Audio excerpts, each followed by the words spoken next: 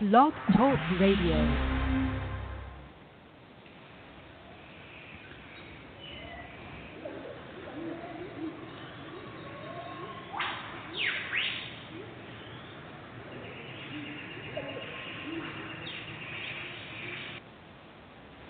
Hello, everyone. I'd like to welcome all of you back to Ohio Exopolitics. I'm your host, Mark Snyder.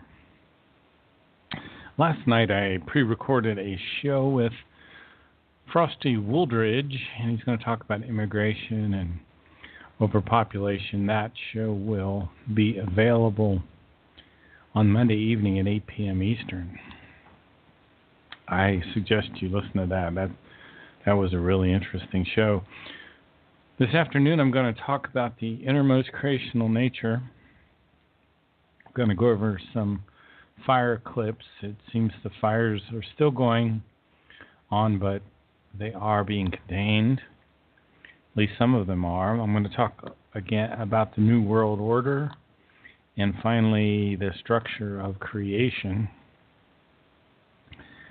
And again, I want to thank everyone that's been listening to these archives. The numbers keep booming. People want answers related particularly to the fires and hurricanes. And I imagine once they get those answers, they find out they've gotten a whole lot of answers to other things as well. Edward Albert Meyer is he's about 80 years old now. He lives in Switzerland, in a tiny mountain village. It's about 45 minutes east of Zurich.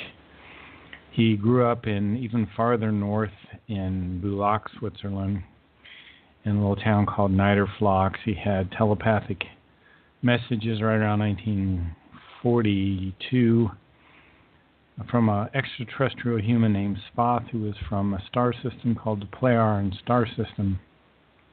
A couple years later, Spoth actually met with Billy, landed his silvery pear-shaped craft in a clearing near a forest by Billy's home. And Billy met with Spoth for about 11 years. Spoth was his mentor. One of the things that Spoth told Billy is that during the past 13,000 years, he had been incarnating on the earth, as some of his incarnations include Enoch, Elijah, Isaiah, Jeremiah, Emmanuel, and Muhammad. So Spoth told Billy he was here to mentor him during this great time that's called the third millennium, a very difficult time of transition.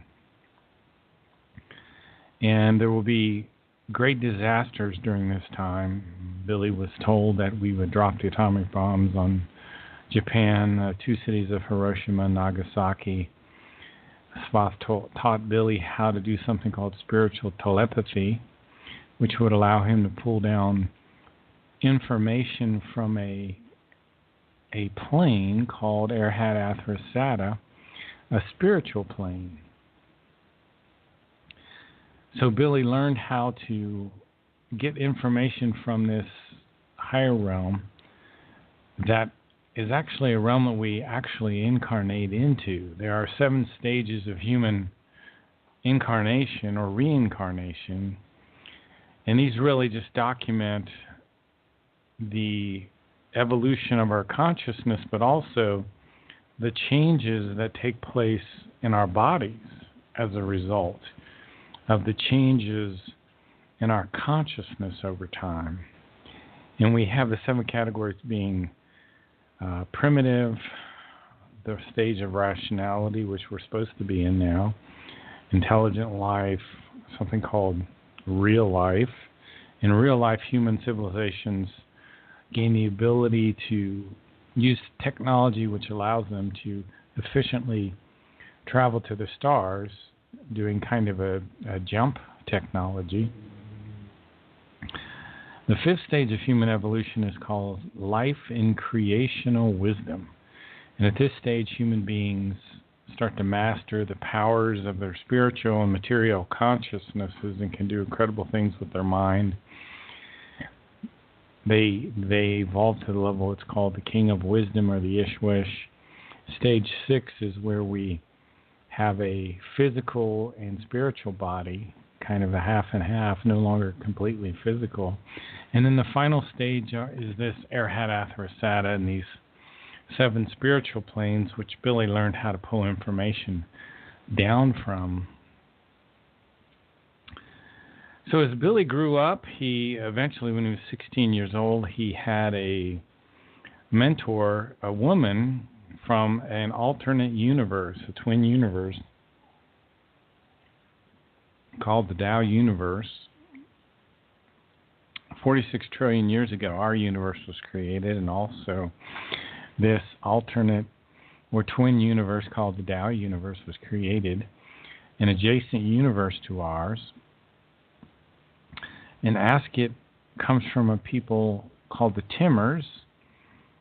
Billy's first mentor, Svath, came from a group of people called the Plejaren, and both the Plejaren and the Timmers descended from a group of very powerful, large human beings from Lyra Vega. Now, interestingly, these people from Lyra, the people from the Plejaren system, and the people from the Tao universe are from different space-time configurations. There are 7 different space-time configurations in our universe. These aren't weird, strange dimensions. They're the places that have stars and galaxies and solar systems, just like all the other dimensions of the universe. What's interesting is that there's a Lyra Vega in our space-time configuration and a Lyra Vega in the Plejaren space-time configuration. There's a Cirrus system in the Plejaren space-time configuration. We have a Cirrus system in our space-time configuration. So the Maya material reveals both the simplicity and the complexity of the universe, because it's interesting that the effective truth tends to be rather simple and straightforward, but all the different variations is where the complexity comes from, at least in terms of our universe. So Billy met with Askit for about 11 years, starting in 1953 and ending right around 1964. Then Billy had 11 years of a normal life, picked up with his contacts with a woman named Semyase in about 1975. I believe those contacts were cut short around 83 or 84 because of a accident that occurred in the Semyase Silver Star Center, where Semyase was injured, and eventually she had a relapse related to that injury. So right around 84, Billy's contacts came from 2 Plejaren men, one named Quetzal and the other named Svath. And at some point in all of this mentorship, Billy kept writing. He wrote many books. It turns out that his spirit form, his former personalities, one of them, actually was a teacher of the Plejaren back in ancient times. So they knew that he had reincarnated as a teacher on the earth, but I don't think all of them realized all of his earlier incarnations. And I bring that up just to try to paint the picture of where the information comes from and why this man has such an incredible understanding of things that we're just starting to scratch the surface on. Page 316 of the Might of Thoughts, I'm going to read a little bit, because what I wanted to cover during this first 15 minutes or so of the show is the innermost creational nature. Now remember, we have a material consciousness and a spiritual consciousness. The material consciousness deals with your psyche. The psyche controls the thoughts and the feelings of the material consciousness. It's who you are during this lifetime. But you also have a spiritual consciousness, which is the summation of all your previous personalities and their knowledge. And that knowledge is stored in your spiritual consciousness, in your spirit form, and it impulses your material consciousness to kind of give it guidance. So let me, since I've kind of painted the picture here of the platform, so to speak, let me get into some more of the details. But how then does a real cognition function, a real self-cognition function?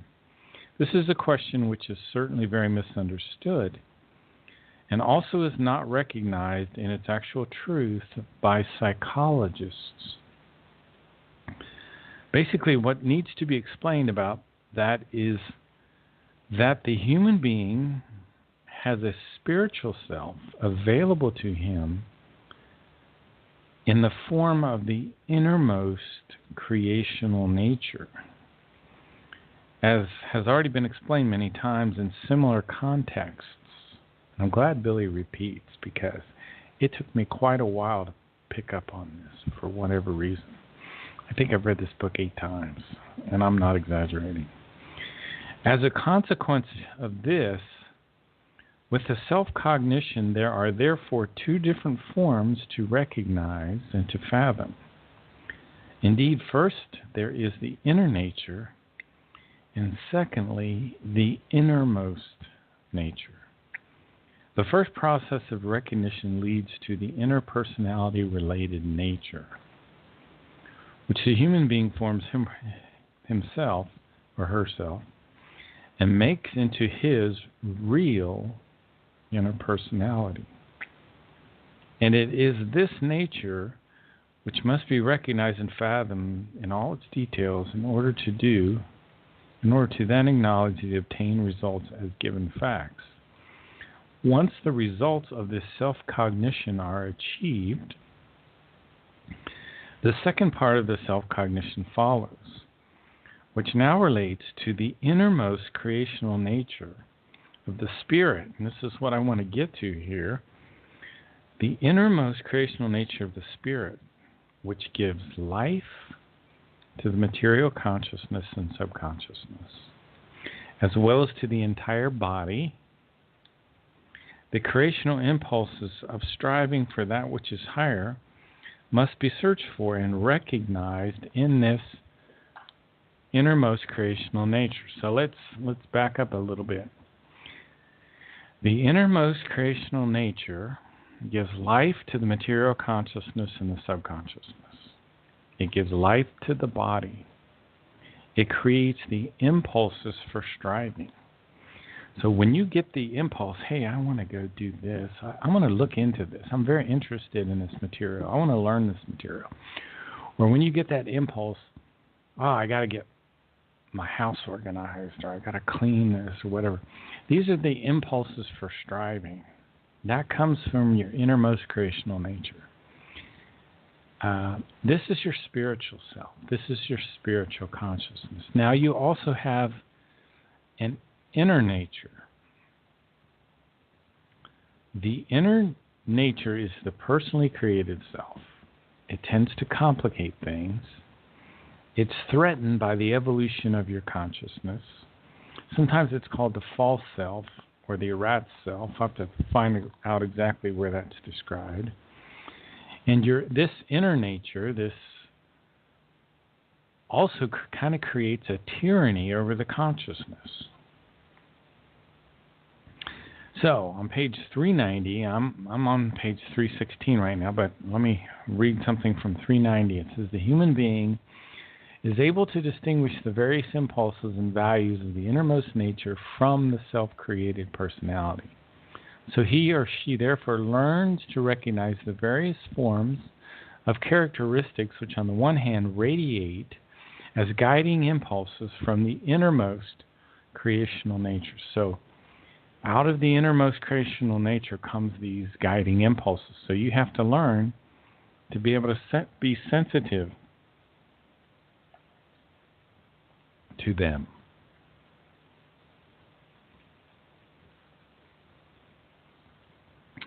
Now your And it says here that your self-created I has a seductive, often piercing, and often loud voice that attempts to drown out everything else.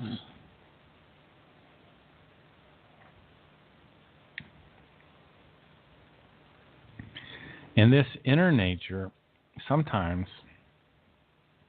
not the innermost creational nature. Let me read what it says here. The human being thereby creates in himself or herself the wisest leader which he could ever wish for. And once the impulses of his or her innermost nature, that is to say, his innermost creational personality, gradually become stronger and clearer, these impulses, you'll be able to listen to them. They'll give you good advice. They're giving you good advice. The human beings makes efforts then to follow the creational laws. So I wanted to clarify those thoughts on the innermost creational nature. Remember, your spirit form resides in the center of your middle brain in an area called the superior colliculus, the area that controls eyesight and the integration of your other senses. When the spirit form comes into the fetus, that occurs on day 21, and although it's no bigger than a needlepoint, the energy from the spirit form enlivens the whole body, spreads out throughout the body, in like a lattice structure of energy, and it causes the heart to beat, and that's when the fetus starts to think. When the spirit form comes in, it also brings the material consciousness, the subconsciousness, the unconsciousness.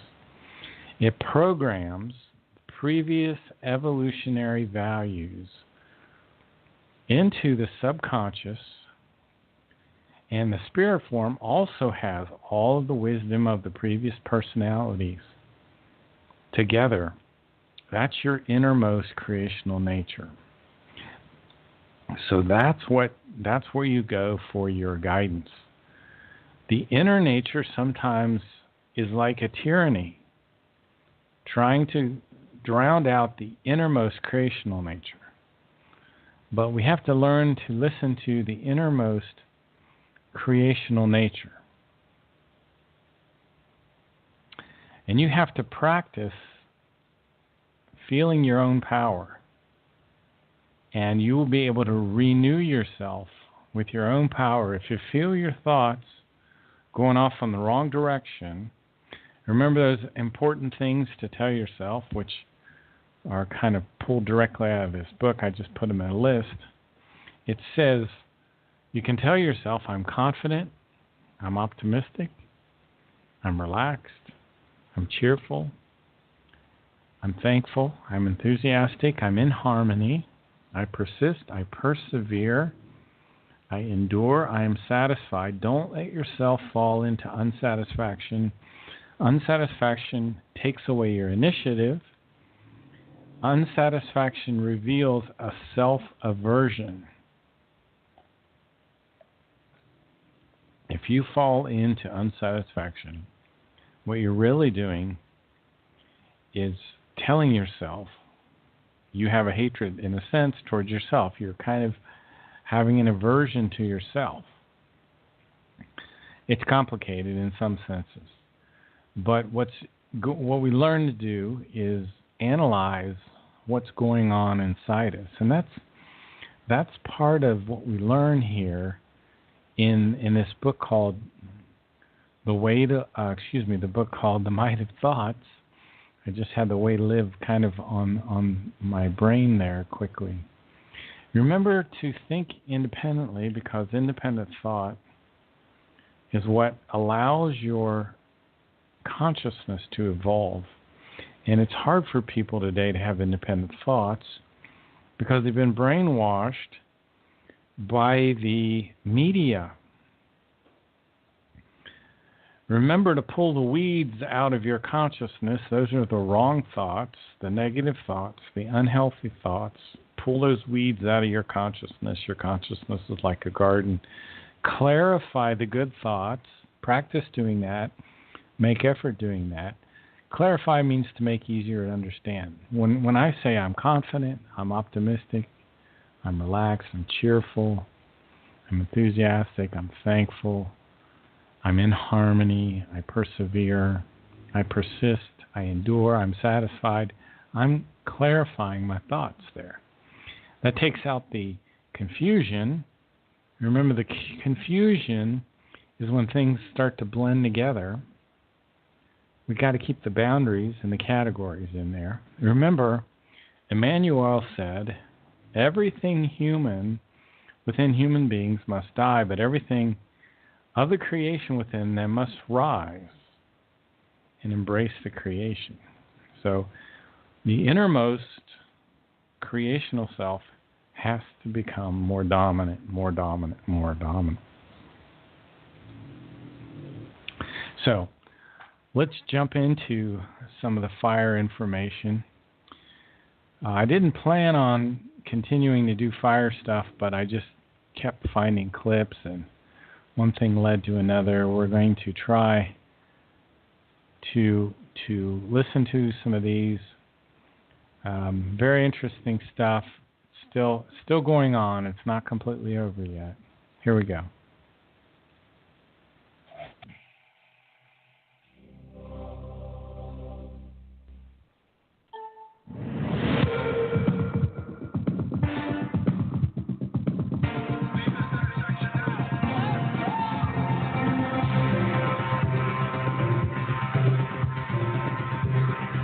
Tonight, the front lines of California's fires. Evangelicals warm up to Trump. Up until now, we really had no freedom of religion. And capturing carbon to stop climate change.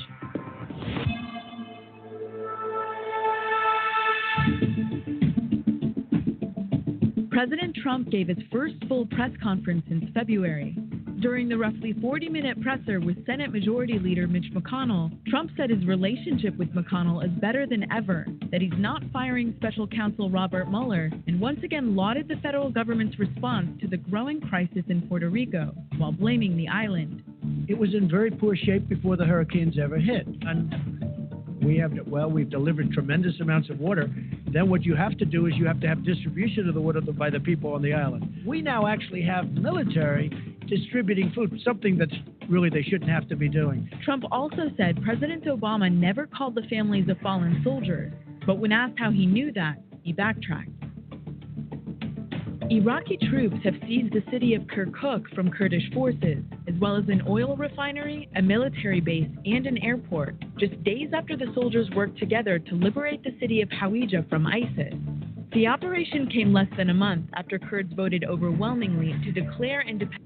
But values voters aren't completely buying it. I know he's really, really busy, but going to church a little bit more. With it, that's what would be going on. Those people would be ruling us. I couldn't have a Trump sticker on my car. We do want to get to that critical fire danger happening in Southern California. Triple-digit heat and gusty winds pulling millions on edge this morning as so many in that state are recovering from those record-breaking wildfires. 10 of them are burning at this hour. So let's head straight to Rob Marciano, who has been tracking it all for us. Good morning, Rob. Good morning, Amy. This on the heels, as you mentioned, of those Northern California fires. This one is going to be focused across Southern California, and these warnings and advisories have been expanded in aerial extent and have been extended now to make this a 3-day event. The fire starts to happen overnight, just the beginning. This morning, L.A. firefighters rushing to put out a fast-moving brush fire in the mountains north of Los Angeles.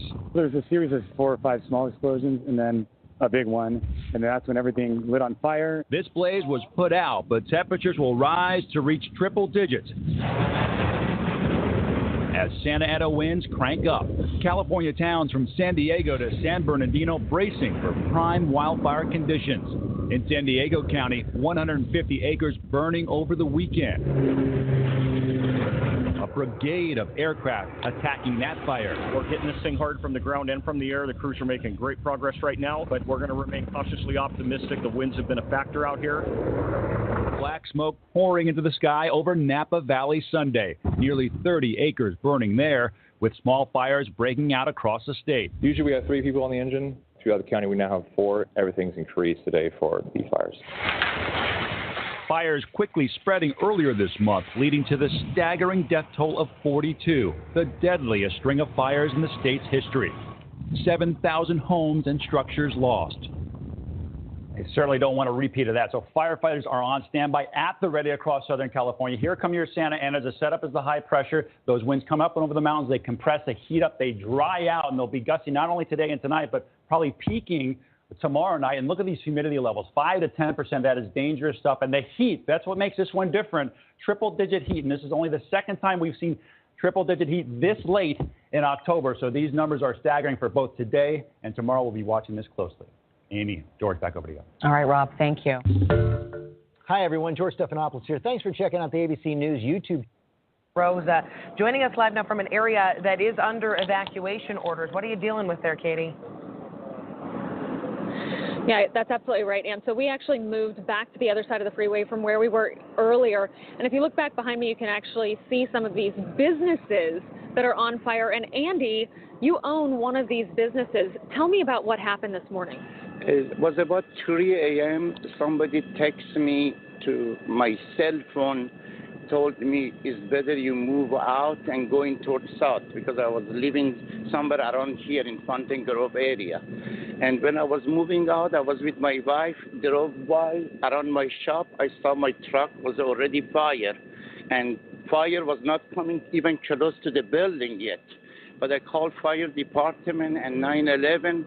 They told me we are going to send someone over. And took a couple of hours. They show up. It was around 5:30, 6 o'clock. There was a couple of people. They start working on it. And then I said, why you don't have enough people? They said, we are very short-handed. We are waiting for some people to come to help us. One of the biggest fires is threatening the city of Calistoga. Those flames jumped Highway 29 earlier this evening. Andrea Borba is in Napa County tonight with the latest. Andrea? Well, Ken, the Tubbs fire is about 2 to 3 miles outside of Calistoga proper. It is burning on Highway 29 on Mount St. Helena. Tonight, the fight is to keep it on that mountain. The fight to keep the Tubbs fire out of Calistoga is being waged here along Highway 29. Billowing smoke choked scenic vistas along the highway, a reminder that the flames are still in charge here. The fire jumped the highway this afternoon in at least one location, and CAL FIRE crews were determined to keep it from spreading further. With the turnout barely wide enough for water tenders and strike teams, CAL FIRE crews set backfires to choke the Tubbs fire of fuel, leaving it without room to run. Less than a quarter mile from that location, people vainly tried to load a horse on a trailer to get it out of harm's way. Spooked and stubborn, the horse refused to budge. Structure protection crews set up shop at this home on 29 as the forest glowed orange just beyond the roofline. While fires tend to lay down at night, the Tubbs fire continues to chew through vegetation, mocking the efforts of firefighters and their equipment. Well, people lost everything here, but they have their lives and they got out, and that's amazing. Wilson Walker with me now, and Wilson, you saw some amazing stories because you were right in the middle of this firestorm, and it was a firestorm. And I smelled it from my home in San Francisco. That's when I jumped in the car and headed north, and it was truly an incredible thing to be in the middle of. I was just thinking, I think anyone who was here last night or today will be talking about this for a long time. And anyone who was stuck in the middle of it just will not soon forget it. Right. Let's take a look at it. For me, it was just this immediate, we smelled smoke, it started getting windy, and all of a sudden, there's this bright orange sky. And it was just one of the fires tearing through wine country, a scorching wall of flames marching south along the Napa-Sonoma County line. Get out while you can, I guess. And for hours, that was the challenge here, trying to find a path away from this fire when fire was burning in every direction. There's fires everywhere. I've been sent in 3 different directions to evacuate horses. I'm receiving horses. I'm going to do everything I can. Yeah, trying to get out of here. We saw it now. It's getting across the road. It's all bad. Now here's a good example of what drivers have been looking at on Highway 12 tonight. Pretty much a plow through either thick smoke or actual flames. This fire has crossed the highway several times in the last couple hours. It's left drivers stranded on either side of the fire and sometimes actually stuck between several pieces of fire moving around the highway. Sometimes the best you can do is just sort of stand here, let things burn through. Where we're at right now, it's hard to see, and it's super windy, and it's not helping at all. One driver collided with an empty highway patrol cruiser. He later checked himself into the hospital, but ultimately this was an escape. Emergency workers simply trying to get people out of the way of a fire that was never going to slow down. One of our crews, KTVU's Brooks Jerose, is at Range and Bicentennial in Santa Rosa. You're right across 101 from the Kaiser Center there, which was evacuated. And I see the devastation behind you. Oh my gosh, I've never seen anything like this. Right behind me, this was part of a trailer park here, and you can see just home after home after home that is gone. There's nothing left. Fires still burning, many of these from the gas lines from each of those homes. You can see them right through here. It almost looks like a bomb went off here. I mean, it's just unbelievable. And it's not just limited to this trailer park either. Across the street over here, there is another building that is still burning, still on fire. I was told part of this was an event center. There's a furniture store that was untouched behind it, but the fire is still raging there. We've seen a lot of fire trucks coming up and down these roads right around here and just passing by the burning fires. Here comes a few, watch the water here. Here come a few more right now. They've just been going up and down this road. And people are out here lining the streets, taking pictures. It's really smoky. It's hard to breathe out here. Well, Aaron, hundreds of firefighters from throughout California and from out of state came to battle these fires. Help also coming in the form of donations of clothing, food, and water. I was allowed to go in and get medication and some clothes. Parts of Napa County look like a flamethrower was used to make paths through the neighborhoods. Fires continue to rage and evacuations remain in effect. Thursday, residents were allowed 10 to 15 minutes to retrieve medicine and other necessities. We didn't know what we were going to find, and we were lucky. CAL FIRE saved our house and our little schnauzer. The Napa Town Center, normally bustling with tourists, was like a ghost town today. The Vanderklocks from Lansing, Michigan, have been planning this trip to wine country the past 10 years. I'm from Michigan, and we don't have fires like this there. So, if we get a fire, it's a big fire. We might burn off an acre. Napa Valley College was busy with people coming from all over to make donations. I work at Signature Flight Support here at SFO. They donated $1,000 off the bat just to help out. Among the evacuees are some of the 5,300 residents of Calistoga who are thankful their small town wasn't lost to the flames. It didn't catch fire, but it looked pretty dire last night. Well, the first thing that came to my mind is I like to talk to God about. One thing that was missing today was the winds. In Southern California, they're known as the Santa Ana winds. Up here, El Diablo, the devil. Today, the devil wasn't dancing, but he's going to return this weekend. Aaron? All right. Detweiler fire has exploded to 70,000 acres and is now larger in size than the city of Seattle. The flames are now threatening the historic gold rush town of Coulterville in addition to the town of Mariposa. Right now, fire crews say they are confident they've formed a line around the west flank of the fire. The focus tonight is on building a fire line to the north and protecting homes in Coulterville. The fire has destroyed 45 structures so far and is 10% contained. KPXI's Andrea Borba live in Yosemite, where the park is now covered in smoke. Andrea? Well, Veronica, take a look across the valley floor behind me. That is Glacier Point. You should be able to see detail in the granite face of that rock. But all you see at the moment is an outline of Glacier Point rapidly disappearing into smoke. Our firefighters that have come in here are treating this fire as if it's their home ground. On day 4 of the fight to save homes from the Detweiler fire in Mariposa County, CAL FIRE crews are looking at historic fire maps to see where fires have taken an unpredictable turn in these dry hills before. Among maps they're looking at, the Telegraph fire that ripped through here in 2008. We're able to use that information to help work on decisions and tactics to suppress this fire. There is So wildfire burning near Yosemite. Evacuations for the town of Mariposa have been lifted, even as the Detweiler fire grows. It's now burned to more than 74,000 acres, destroying dozens of homes in its path. KPI X5's Andrea Borba got into the town of Mariposa as residents were returning. After 5 days of evacuation orders, Mariposa is starting to show signs of life and support for those who had their lives reduced to ash by the Detweiler fire. 2 people that I know that have houses left, I took pictures to send them, because if I would have had a picture of my place still standing, it would have made me and wife feel a lot better. Kevin's home in Mount Bouillon was spared from the flames by just feet. His neighborhood shared a border with BLM land, chock full of flammable manzanita. This was all manzanita and white oaks and stuff. I mean, this was all lush, 5 days ago.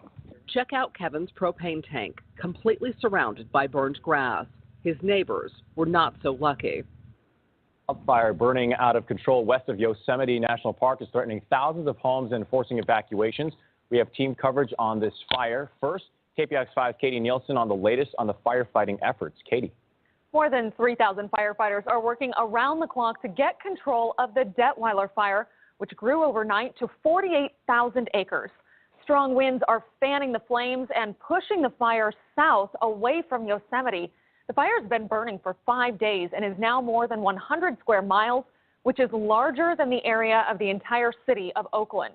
The fire destroyed 45 buildings and is threatening 1,500 homes. Crews are attacking the blaze from the air and on the ground. There was hotshot crews behind my property line, cutting anything they can to keep the fire from coming in.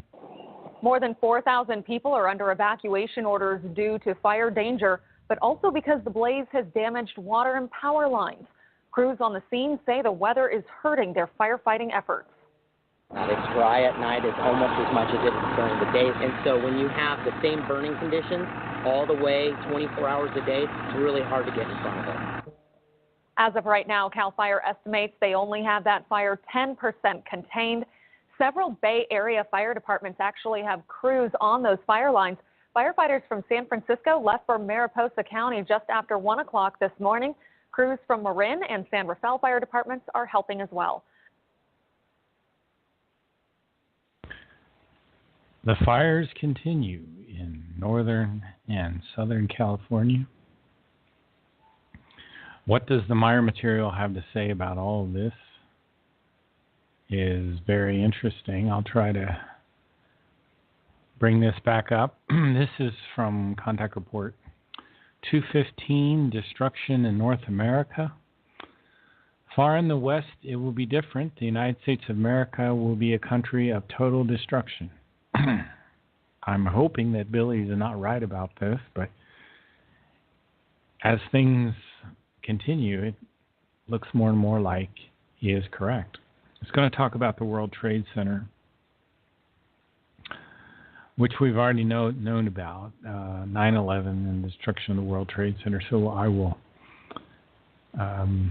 skip past that, but it does say, as a result, America will experience enormous catastrophes which will reach proportions barely imaginable to the people of the earth. Yet all the apocalyptic events will not only be brought about due to the use of unbelievably deadly and destructive weapons, such as chemical laser and others. So I don't know if these fires could be, maybe some of them have started because of chemical or laser weapons, I don't know, but it also says, and by clone murder machines, which I don't think we've seen those yet. But in addition to this, the earth and nature, maltreated to its deepest depths by the irresponsible human beings of earth, will rise up and cause destruction. So some way nature is rising up and bring death to the earth. Enormous firestorms and gigantic hurricanes will sweep over the USA and bring devastation, destruction, and annihilation, as from this time immemorial never will have happened. I'm skipping to the end here. It says, but not even all the terrible happenings will hinder the USA in continuing to proceed with her actions against all countries. Even when the North American continent will be stricken by the most terrible catastrophe which has ever been recorded. Now, this is the big one. Evil military powers will wreak havoc with computerized nuclear, biological, and chemical weapons, whereby it will also happen that computerized weapons will become independent and cannot be controlled any longer by human beings. Overall, this is the most important part of the Hanok prophecies. Not good news, not pleasant, but what we're seeing in the world today.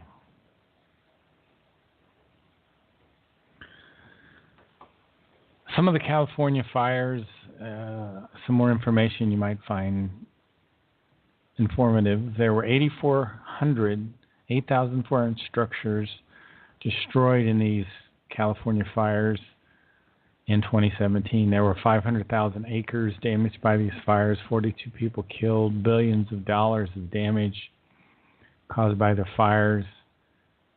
There were more than a dozen large fires that broke out early in October, and they were simultaneously burning in 8 northern California counties. There have been over 100,000 people evacuated from the fires. We talked about the Tubbs fire today.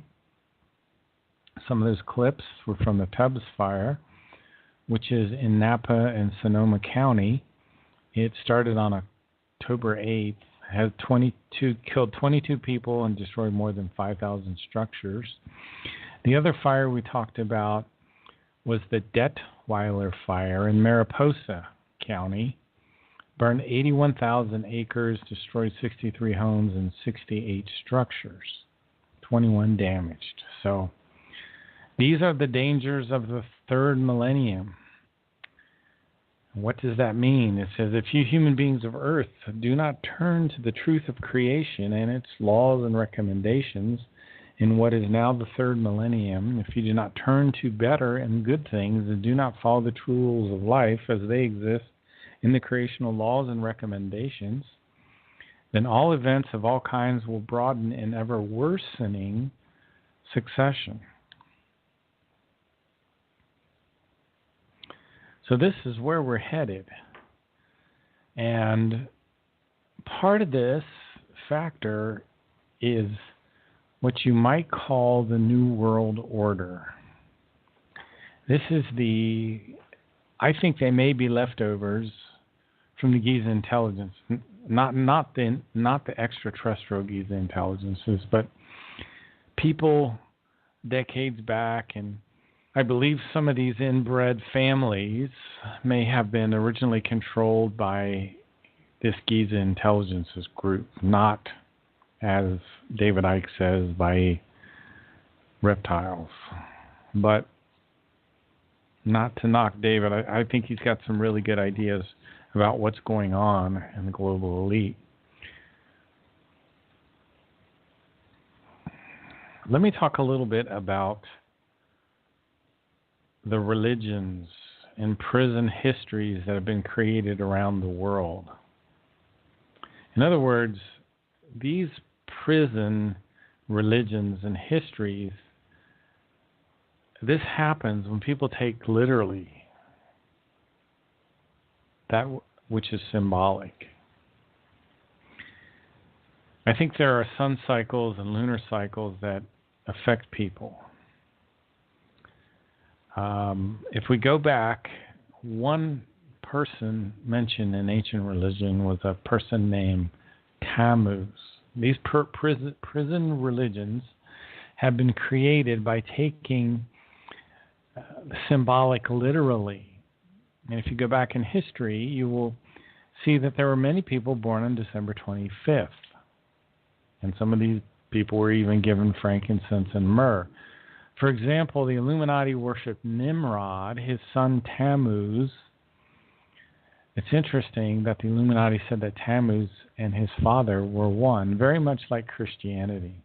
The female element of the Babylonian Trinity was called Queen Semiramis, who was symbolized by the dove. Tammuz was the son of God in ancient Babylon. They say he died for the sins of humanity, in effect.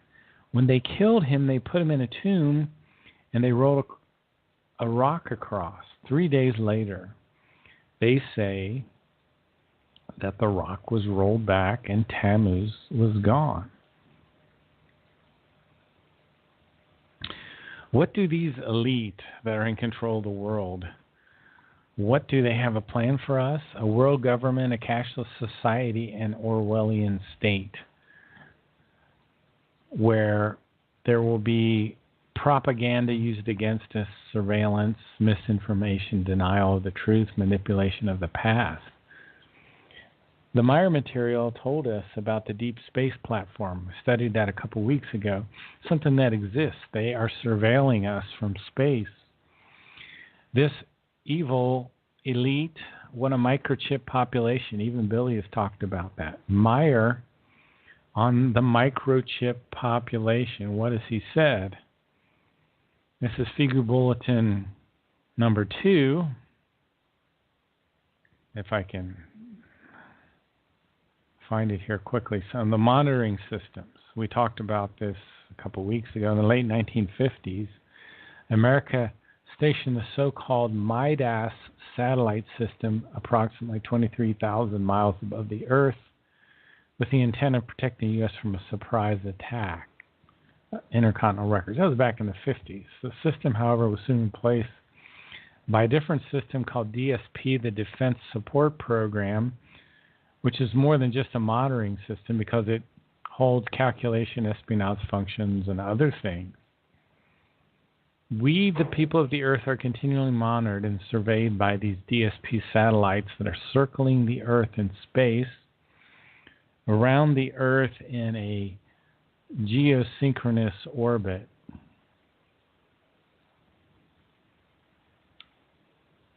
Some of this is top secret that I'm telling you now, evidently, although it's in the bulletin here from FIGU.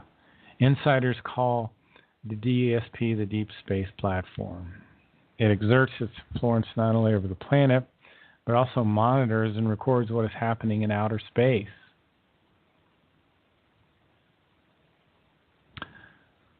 Nonetheless, scientists in charge, the military, government agencies, Secret Service, and others hide these facts from the public and make fools of the entire terrestrial population. Some of these individuals in charge simply feel chosen to play childish games of hide-and-seek, soldiers and warriors. So this is another function of this New World Order, is monitoring. With their DSP monitoring system, America has taken the first step toward the horrifying futuristic vision of total control over every human being of Earth.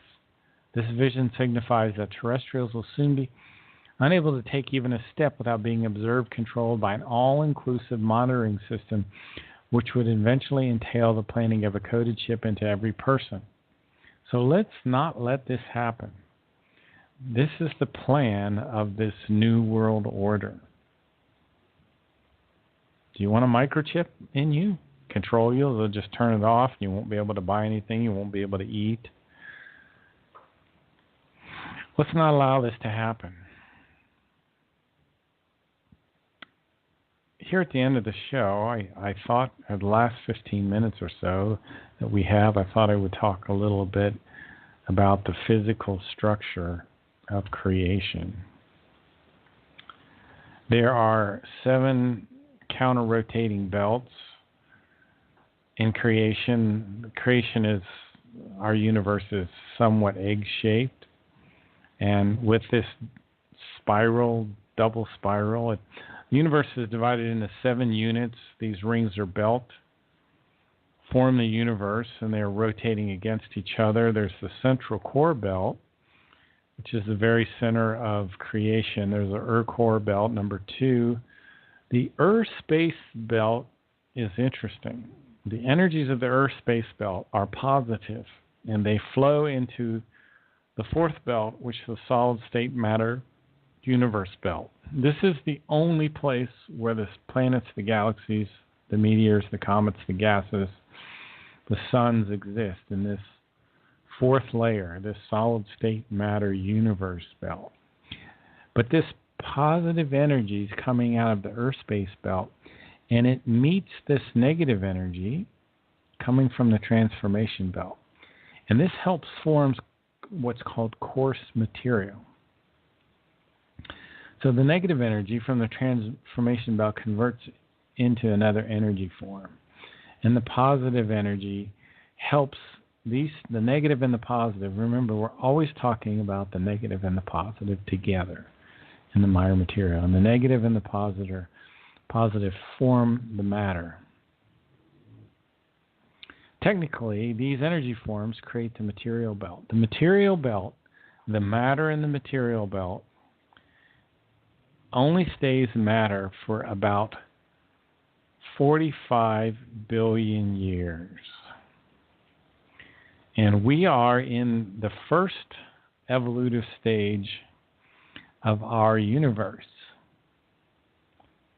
because we have a material belt. Now, the universe will expand for 155 trillion years. Our universe has a consciousness. It has an intelligence. It's not a God or a father figure. It's absolutely without gender. It has positive and negative and complete equality. The creation is neutral. Its power and wisdom is the greatest in the universe. The creation is bound to what's called the laws of the creation, which is a higher power of consciousness. The creation created our creation out of its idea. Our creation is evolving into what's called an creation. There are 10 to the 24th number of evolutionary steps of creation. And this creation is bound to the laws of a higher consciousness called the absolute absolutum. Anyway, our creation is the lowest form of all the creations. Our creation has what's called the lowest swinging wave. It's the least old and the least developed of all creation forms. Our creation is at the very beginning of its evolution.